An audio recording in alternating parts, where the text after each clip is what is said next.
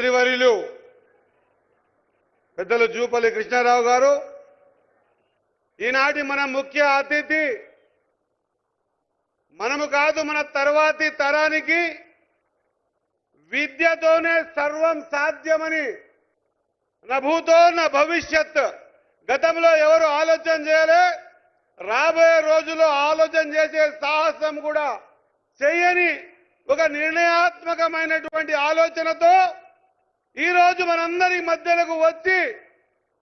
మనం బాగుండడమే కాదు మనము మన కుటుంబము మన ఊర్లు మన జిల్లాలు లేదా మన రాష్ట్రం బాగుండాలంటే భవిష్యత్తులో మన పిల్లలు చదువు బాగుండాలనే ఆలోచనతో దాదాపు 200 కోట్లతో 25 ఎకరాలలో 2600 మంది పిల్లల్ని ఒకేసారి చదివించాలే ప్రతి నియోజకవర్గంలో ఈ స్కూల్ని పెట్టాలని ఆలోచన తలంపు వచ్చిన మన ప్రియతమ ముఖ్యమంత్రి వర్యులు రేవంత్ రెడ్డి గారికి గట్టిగా ఒకసారి చప్పట్లతో స్వాగతం పలకవలసిందిగా గట్టిగా చప్పట్లతో స్వాగతం పలకవలసిందిగా కోరుకుంటూ వేదిక మీద ఉన్న మరో పెద్దలు వైద్య ఆరోగ్య శాఖ మంత్రి వర్యులు దామోదర రాజనరసింహ గారు అదే మాదిరిగా వేదిక మీద ఉన్నటువంటి శాసనసభ్యులు శంకరన్న మదన్న మేఘారెడ్డి అన్న రాజన్న జగదీశ్వరరావు అన్న సంపతన్న వర్ణికమ్మ శివన్న అందరూద్ రెడ్డి అన్న అదే మాదిరిగా ఉబేదన్న మరే మాదిరిగా మా పెద్దలు మా ఎమ్మెల్సీ దామోదర్ సార్ గారు అదే మాదిరిగా కసిరెడ్డి నాయుడు గారు ఎన్నమన్న గారు కలెక్టర్లు మా బిల్లా నాయక్ గారు మా సరితమ్మ గారు వేదిక మీద ఉన్న పెద్దలందరికీ ఈరోజు మాలాంటి ఇందరినీ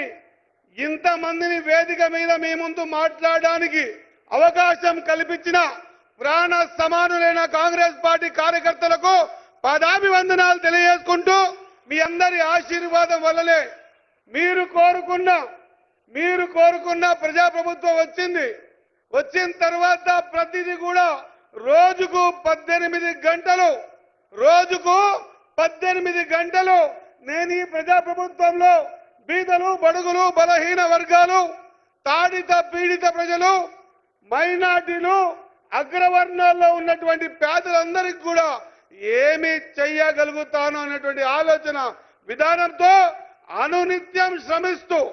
ఎవరికి ఆలోచన కూడా తట్టనని ఎన్నో రూపకల్పన చేసినటువంటి మా ప్రియతమ ముఖ్యమంత్రి గారు మరి ఈ విషయంలో మీ అందరితో 2 నిమిషాలు మాట్లాడించి ముగిస్తా గతంలో ఒక్కసారి ఆలోచన చేస్తే విద్య పట్ల వైద్యం పట్ల సాగు నీరు పట్ల రోడ్ల పట్ల అన్ని హంగులలో వెనుకబడ్డ మనం నీళ్లు నిధులు నియామకాలని మనకు భూతద్దం చూపించి 10 సంవత్సరాలు అధికారంలో ఉండి ఏ ఒక్క పనిని కూడా ఏ ఒక్క ప్రాజెక్టు కూడా ఏ ఒక్క కొత్త ఆలోచన బీదల పట్ల చేయకుండా వాళ్ళ నాడిని గ్రహించి అధికారం ఎట్లా రావాలని ప్రయత్నం ఆనాడు చేస్తే ఈనాడు ఏ కార్యక్రమం తీసుకున్నా కూడా పేదోడి వద్దకు చేరాలి అని చెప్పే ఆలోచనతో మన అధినాయకుడు రాహుల్ గాంధీ గారి ఆలోచన ఓ గొప్ప ఆలోచన ఏం ఆలోచన ఇంకా ఈ దేశంలో వెనుకబడ్డ జాతులలో పార్లమెంట్ కానీ అసెంబ్లీ కడప దొక్కని వెనుకబడ్డ జాతులు ఎన్నో ఉన్నాయి వాళ్ళు ఎంతమందో లెక్కించి వాళ్ళకు కూడా లెక్క ప్రకారంగా విద్యా ఉద్యోగాల్లో రాజకీయాలలో అవకాశం కల్పించాలనేటువంటి इस देश में जिनकी जितनी आबादी है उनको उतना हिस्सेदारी मिलना चाहिए అంటే ఈ దేశంలో మీరెంత ఉన్నారో లెక్క కట్టి మీకు అన్నిట్లో అధికారం ఇవ్వాలనేటువంటి రాహుల్ గాంధీ గారి ఆలోచన ఈ తెలంగాణ రాష్ట్రంలో అధికారంలో ఉన్నటువంటి బీసీ బిడ్డ కాకున్నా కూడా ఇది ప్రతి ఒక్క బీసీ నాయకుడు ఆలోచన చేయాలి